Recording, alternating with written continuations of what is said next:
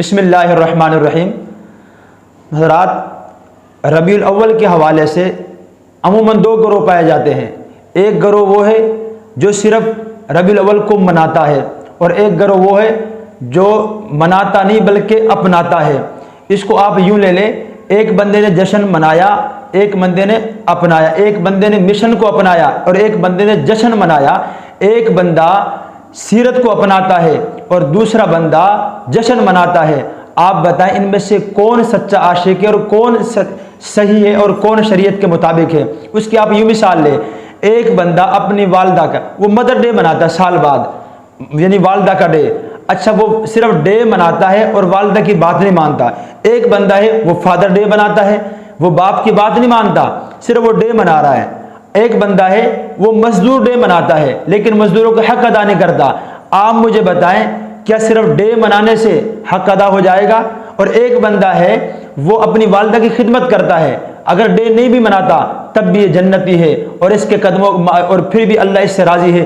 ایک بندہ ہے اس نے فادر ڈے نہیں منایا لیکن باپ کی خدمت کرتا ہے، باپ کا فرما بردار ہے، یہ اس کے لیے جنت کا دروازہ کھول دیا گیا ہے۔ تو بھائیو، بات سمجھنے کی ہے، سیرت اپنانے کی چیز ہے، یہ منانے کی چیز نہیں ہے۔ صحابہ کرام نے سیرت کو اپنایا تھا، تبھی قرآن نے کہا آمنوا بمثل ما آمنتم به فقد اهتدوا، ایسے ایمان لے کر آؤ جیسے صحابہ کرام ایمان لے کر آئے۔ ہر ایک صحابی نے اپنایا، یہی وجہ ہے آپ صلی اللہ علیہ وسلم کی جلوت خلوت ایک ایک چیز ہم تک محفوظ ہے۔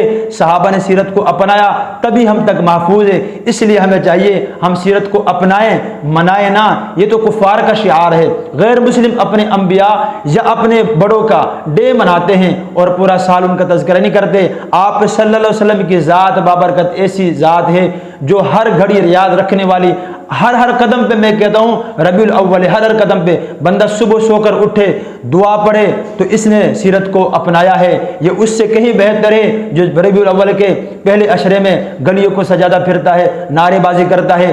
ایک بندہ وہ ہے کھانا کھاتے وقت اپنے نبی کی سیرت کو یاد رکھتا ہے، ہاتھ دھو کر سنت کے مطابق کھاتا ہے۔ ایک بندہ وہ ہے اپنے گھریلو زندگی میں آپ صلی اللہ علیہ وسلم کی سیرت کو سامنے رکھتا ہے اور یوں ہی عمل کرتا ہے جیسے آپ صلی اللہ علیہ وسلم کا اپنے اہل خانہ کے ساتھ اخلاق تھا، تعلق تھا۔ تو یہ ان لوگوں سے کہیں بہتر ہے جو منانے والے ہیں۔ تو اس لیے میرے دوستو، آپ صلی اللہ علیہ وسلم کی سیرت کو اپنانا ہے، منانا نہیں ہے۔ قرآن بھی یہی کہتا ہے لقد کان لکم فی رسول اللہ اسوۃ حسنہ، کہ آپ صلی اللہ علیہ وسلم کی زندگی تمہارے لیے نمونہ اور معیار ہے۔ نمونہ کسے کہتے ہیں؟ نمونہ کہتے ہیں میں کسی کاریگر کو کوئی چیز دوں کہ اس جیسی آپ نے چیز بنانی ہے، اس جیسی چیز جو بنائے گا اسے کہا جائے گا کہ اس نے اس جیسی چیز بنائی ہے۔ تو آپ صلی اللہ علیہ وسلم کی زندگی ہمارے لیے نمونہ ہے کہ آپ کی زندگی میں اپنی زندگی کو ڈھالیں گے تب جا کے ہمیں کامیابی ملے گی۔ قرآن بھی یہ کہتا ہے من یطع الرسول فقد اطاع اللہ، جس نے رسول کی اطاعت کی اس نے اللہ کی اطاعت کی۔